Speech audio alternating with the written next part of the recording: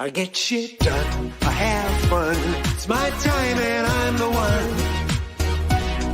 I'm breaking through.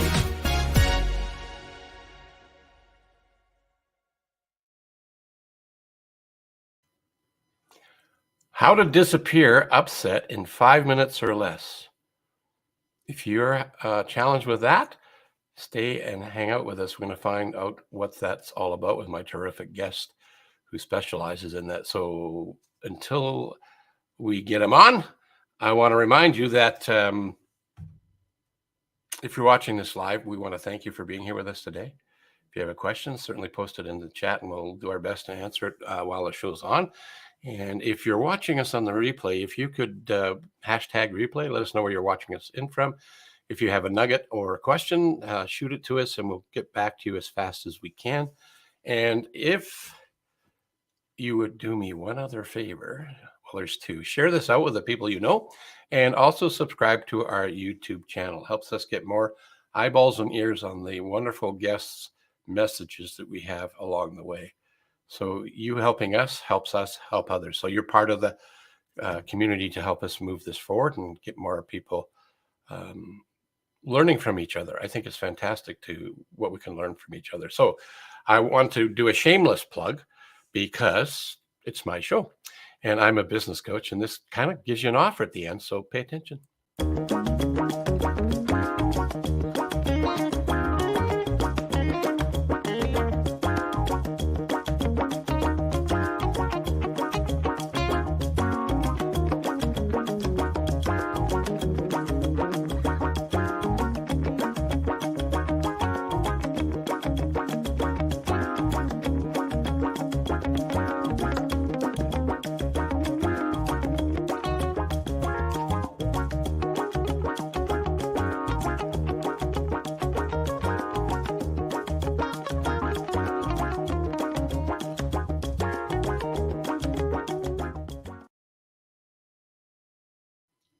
Yeah, no, really, it's free.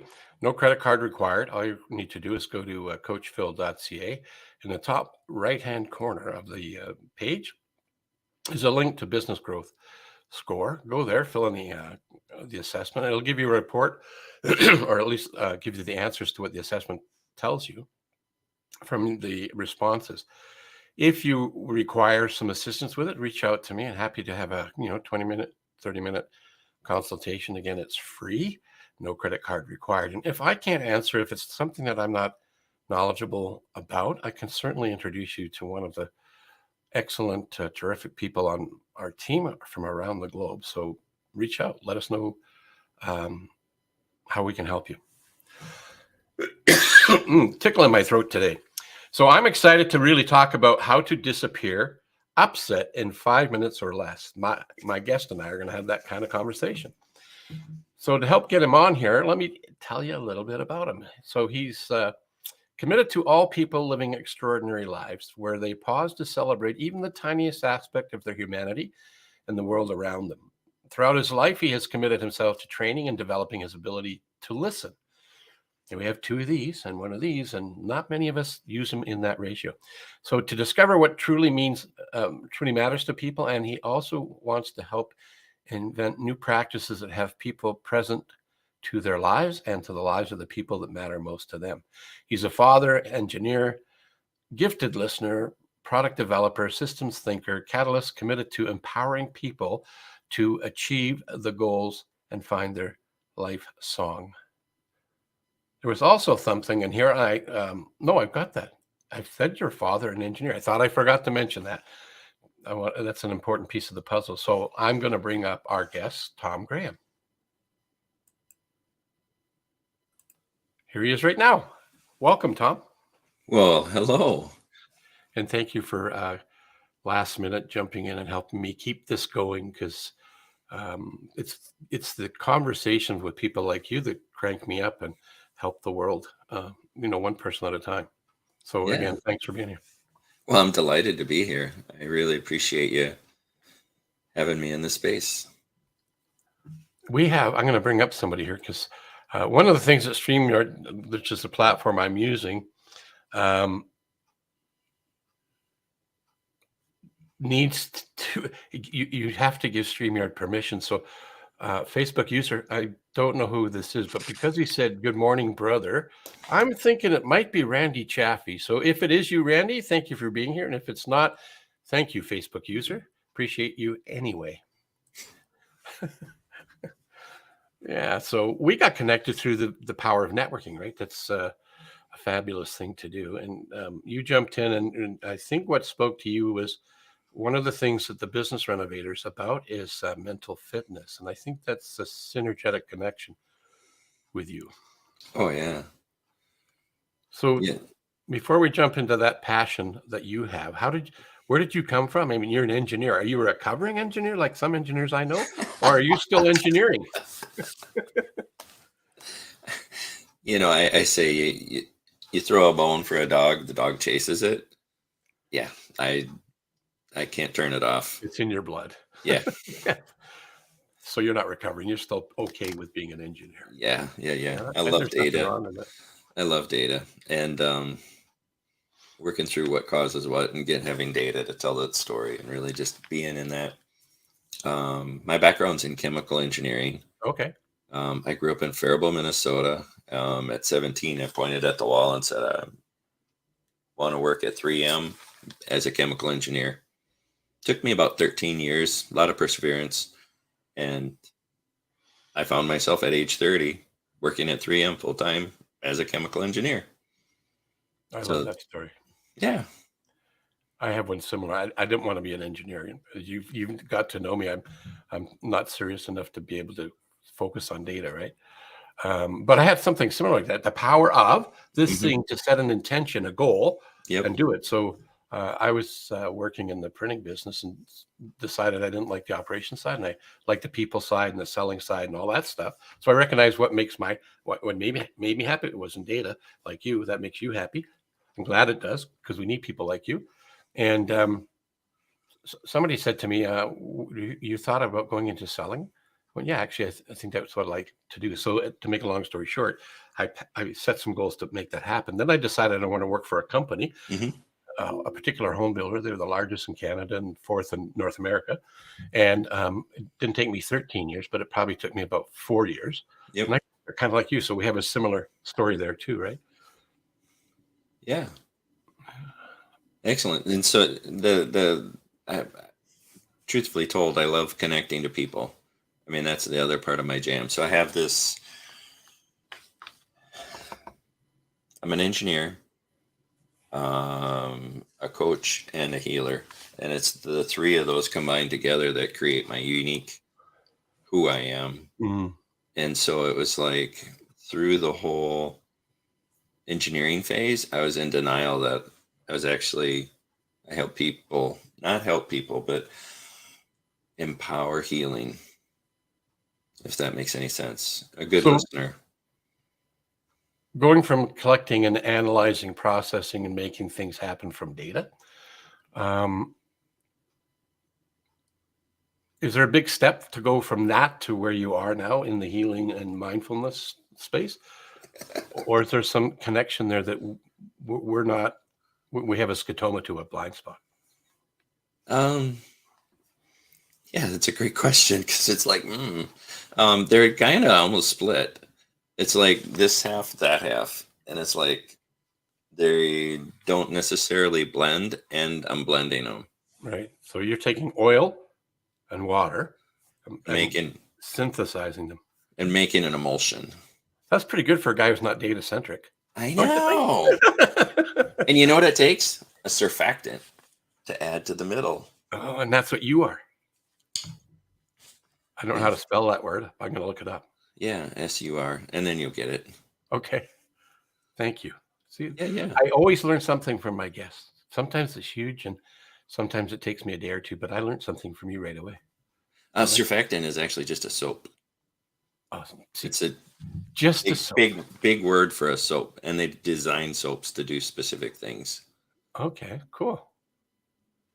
So that's why you have dish soap, and then you have shampoo, and then you have body soap, and then you've got soap that washes.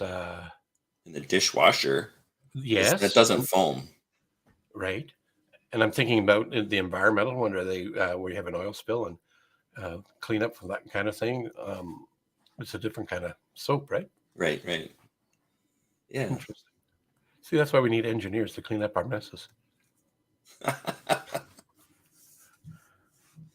So let's dive into now that you've created the soap connection thing, right? Now you're gone into the other side, because where they didn't connect. Now you're working in the space of helping people with their mindfulness. Yeah. Tell me about that. That started. I missed a couple words right there. Oh, where did that start? I mean, you didn't just jump into it. To me, you show up as somebody who does research, and then you step into something. That's for sure. I'm a student. I'm a perennial student. I study things. I grew up in a family. My dad was a doctor. My mom was a nurse, and just this whole space of listening, and it's continued over time. What I've discovered is that I get to hear people, and I connect to their life song, and it's a little woo, and it's not engineering. So it's like, what is it that makes you authentically happy? And so somebody comes to me and we're talking, and it's like, well, now I'm stuck, because I'm like, how do I explain it? I can't explain it. It's just not engineering. And it's this space of conversation, and it's being able to look with somebody and discover what they discover about themselves. And so it's more like I hold a safe space where they can do their own look inside. Does that make sense? Yeah, it'll probably rub the engineers in the world the wrong way, because it does sound kind of woo, pink fluffy clouds in the sky. Yep. However, for me, I get it, because the mindset or mindfulness or mental fitness, which is, I used to have in the show, it was about sales, marketing, and mindset. Yep. And mindset is a big part of it. And there's a big dialogue going on in the world right now, and a lot of popularity. It's been around for a while. It's not just now, but there seems to be more traction in around EQ, emotional intelligence. Mm-hmm. And emotional intelligence is more powerful than IQ, which is the logical intelligence, right? If people have a high EQ, they're more likely to get more stuff done and live a more fruitful life. Doesn't mean they don't have problems, but how they show up and manage the problem. So EQ is a way to heighten the awareness and understand where they're coming from. And if you're working as a leader in a corporation, let's pick on that, but could be an organization, association, wherever you got people and you're leading them. And if you attack somebody who has low EQ, you could shut them down for a long period of time. Could be 4 hours, could be a day, and they're on their payroll. You're still paying them. They're not productive because you become a leader with a coercive kind of leadership style, and you have a negative impact on them. So the exciting thing that I'm going to talk about here in a minute is I have a way to take the EQ, which is the awareness. It's great to know it, but how do you fix it? And all of the years I've been studying EQ, it's not easy to find ways to simply help people change it. I have some methodologies to do it, but I'm now found another tool. It's like having the big driver in the jumbo driver in your golf bag, and knowing how to use it. So I have that now, and I'm getting more proficient at using the jumbo driver. I don't beat anybody. It's just a metaphor, ladies and gentlemen, but it's a tool, and it's called PQ. So EQ is the knowing what and the why, and the PQ is the how. So we have a way to quiet down the saboteurs. There's 10 of them, a judge and 9 characters, supporting cast. And there's 5 sages, and the sages are the ways we can get into the state of flow. Like before the show, I was telling you about my theme song, the intro and outro. I'm going to read it if you don't mind. I won't sing it. I'm supposed to sing it, but I don't sing because I don't want anybody to leave the room. The last time I sang, I did that. I cleared the room. Okay. So it says, why not me? I keep my word to myself, show up and make a difference, living in a state of flow. I get shit done and I have fun. It's my time and I'm the one. Breaking through with everything I know. I'm strong and I keep growing, take life on and I keep going. Make an impact and it's just like play. Wake up and say, hey, why not me? Believe in possibility, open to the magic every day. So I had this written for me, not to to share like this today. That wasn't the intent. I don't mind sharing it. There's nothing to hide. The magic behind that, though, is I have one that's with music, and the original author I collaborated to create that tune. There's music. So it's my alarm. It's my phone. When somebody phones me, it starts with that song. So it's always reminding me, changing my thinking and helping me stay in my sage. So we have 5 tools to help people get out of their negative talk. And the saboteurs, I know I'm supposed to be interviewing you, and I'm just going on a rant, so I apologize. But the saboteurs were something that were important for us from 0 to about 8 years old. And they were really important, but they're not very useful today. They're that voice that says, I'm too old, I'm too young, I'm an imposter, who am I? Why would people, I can't do this, all that stuff. And it's bullshit. Right. And so I'm actually in the BS business, right? I'm in the believe it before you see it business. And if we can get people to get into their possibility thinking, that's where I get jacked up. And when people get there, they get more shit done. Exactly. Okay, your turn. I stole the show, and you're the guest. That's pretty bad. No, this is perfect because we got this 1-2 punch. So you've got the 10 pieces. How do you frame it? Saboteurs. And The then saboteurs. there's the 5 sages. So the 5 sages is working with that's the left side of the brain and the right side of the brain. So the positive side is the non-logical analytical mind. It's the free-flowing creative side. Awesome. And when we stay in that space, we can get more stuff done. And not to say that we just because I know this doesn't mean I don't have low spots. It's like putting your hand on a hot stove. Ooh, take it off quicker. Yeah. And then what's the gift in this? How can I make it better? So we use something called the innovative way. And the innovative way, I love it. It's my favorite because I like doing improv. Not that I perform it, but I like playing with it. It's fun. Mm-hmm. And having a mindstorming session, a brainstorming session is more logical driven. So what they've introduced is take the improv approach to humor and comedy. And what ends up happening there, if you consider every idea that comes across your wavelength, and your saboteurs are going, yeah, I'm not going to do that. No, I'm not. And it's trying to cut it down. It doesn't give it a chance. So we've been told to look at it. Every idea, 10% of it is good. Mm-hmm. So if 10% of it's good, then you can say yes, and that's the improv place. What I like about that is, and then you build on it. And the next thing you know, you're bouncing back and forth. You get to a solution that you probably would never have found any other way. Because if you had that yes, but, or no, I'm not doing, that kills it. And good improv needs a yes, let's, or yes, and approach to make it funny. And that's what I learned by taking improv as a performer. I do it more to be okay being vulnerable as a coach, as a leader, as a trainer, as a facilitator. I am not perfect in I'm perfect in the human essence, just like everyone, but I'm not striving for perfection. Even on my show, I'll push the wrong buttons at times, or I mess up. I'm okay with it. It's not that I strive to mess up, but I don't let it knock me off my foundation. Beautiful. And that word A-N-D, capital A-N-D, is one of those things that I believe in. What I was speaking to was what you've got, and then what we've got. Right. Is the first premise is, are you upset? You know, if you're upset, it's that lizard brain is taken over, and you're in this amygdala hijack, and you're going. It's like you're speaking without, well, not your authentic self. And what it is really any action that you take out of that upset is going to be in the wrong direction of what you're committed to. And so by disappearing the upset, by taking responsibility, and it's a different kind of responsibility, it's the ability to respond powerfully. When you take that on, shame, blame, guilt, anger, upset, all disappear. And so then you're acting from a place of power. And so then once you're in that place of power, then you can play with, reclaiming your power, because you can still be disempowered and not upset.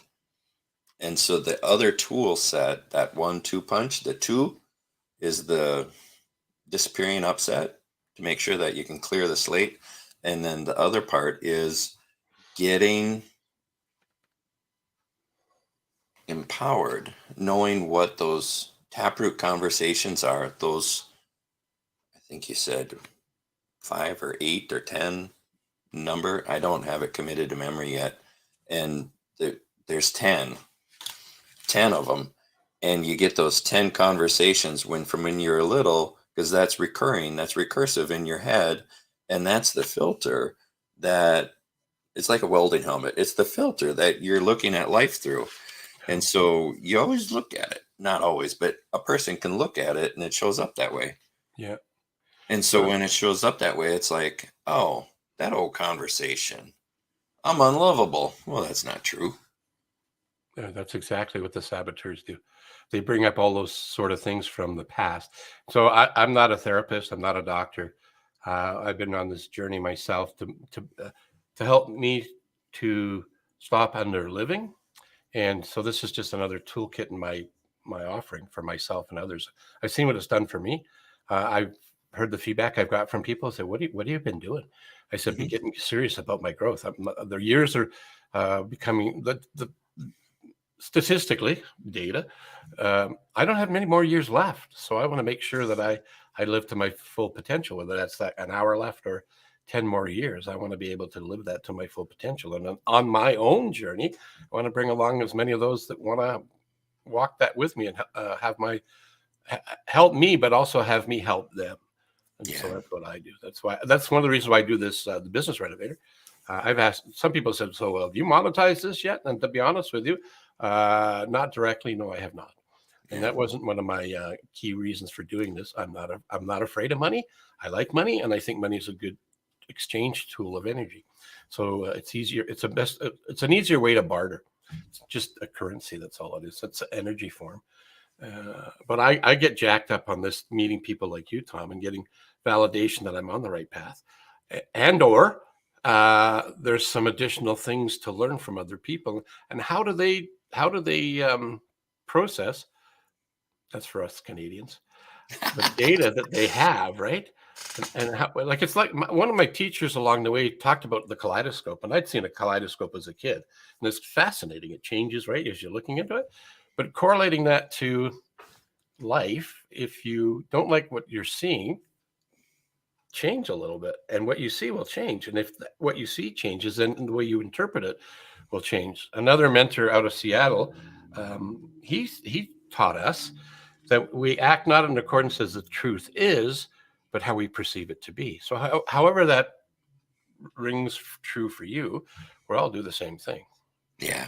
So just because we see things doesn't necessarily mean it's true. There was an email that with the organization I'm in, and we have an all team call, and we're getting kind of big. And if we had a list of everybody that contributes to the team in a special role to support everybody as a whole, we wouldn't be able to get much done in the time. So what they've done is they've taken 6 or 5 out of them, and then we highlight those. So you just check in every month to see if you're on the list to present. So I looked at the email and said, I just get to be a participant. I don't have to do anything. And so right off the get-go, Margaret, she said, okay, so now we're going to hear from Phil about the mastermind group and the updates and what's going on there. And whoa, thanks for the surprise. And so I wasn't being critical. I was just, okay. So I improv, did something, explained it. And then I went back and read the email. And I went, it's right there. I had a blind spot. I had a scotoma. It's like losing your keys. You can't find them. They're right on the kitchen counter or on the table, and your family, or you're running around like a chicken who's, I gotta go. Where's my keys? Who stole them? Geez, right? And they're all laughing because the keys are right there, but you can't see them. So I've been that guy too. So even though I teach this stuff, doesn't mean I've got it figured out 100% of the time. For me, it's glasses on my forehead. Yeah.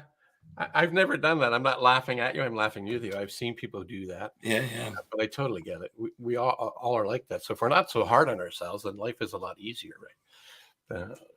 Yesterday, Yesterday, I found 2 of them on my head. I was like, whoops. Wow. You're getting really good. What's the most you've been able to balance on your? Just 2. Just 2. I have, I moved them. I have a row of glasses because one of my friends, we became friends. Then I became a provider to their business. Him and I are both coaches together, and his wife Mhm. is an optometrist. And because of that relationship, some of the things we do, I end up with lots of glasses. So I've got two. Well, actually, I got the wrong ones on. My doctor would say, these are the ones I'm supposed to be wearing for the blue light and being on the computer. And these are the ones I wear, my new ones for everyday life. Oh, So okay. Casey's looking in. I think the everyday life is more styling. Yeah, but I was it's admiring them. it does what these protect my eyes from all this stuff that's coming at me. Right. And it's the focal point is a little bit different. Aha. But yeah. You know what? 9:25, 25 minutes, 26 minutes. I know. It went so fast. Is there anything you wanted to explain in a little bit more in depth without going too long-winded that needs to be heard by our audience around what you do?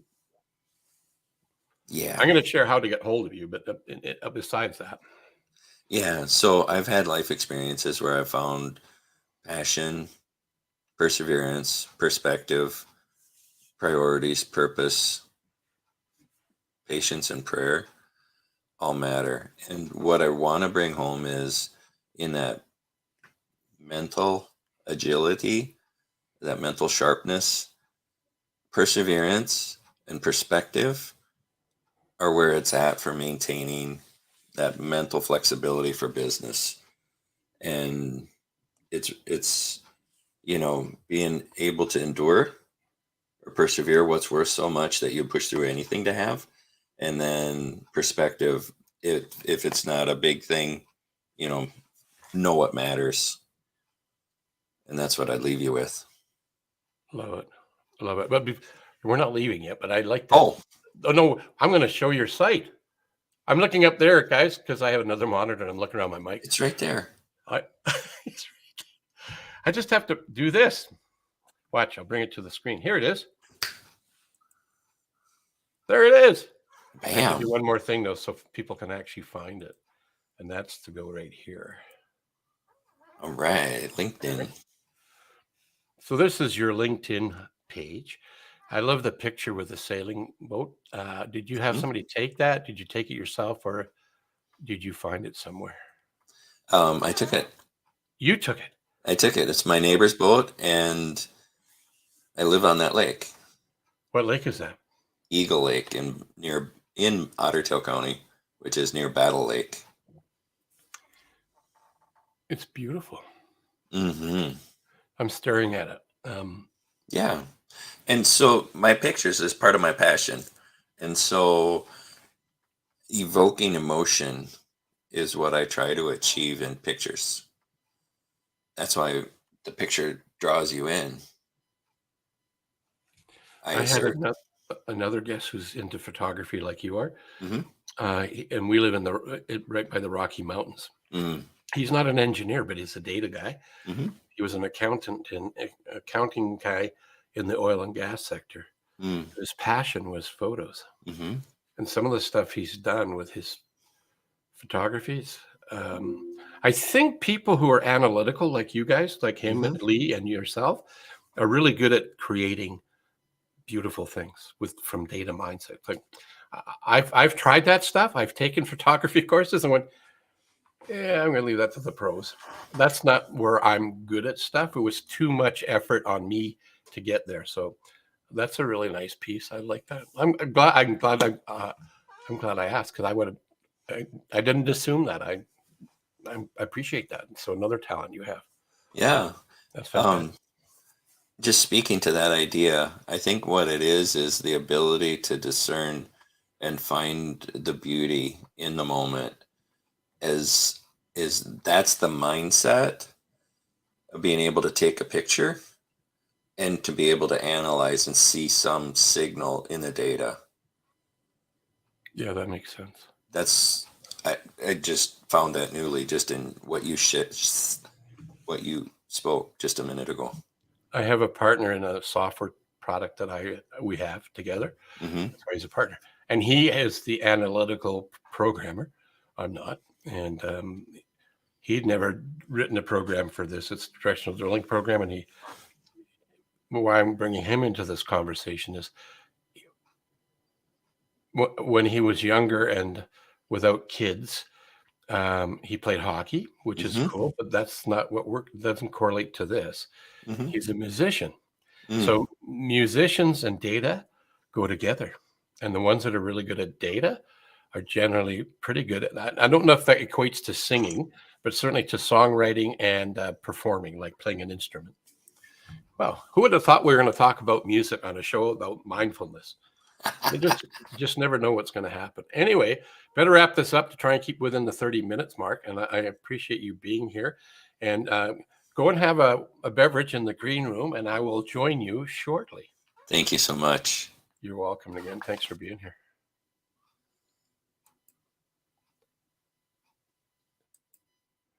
Well, I don't know about you guys and gals, but I really enjoyed that.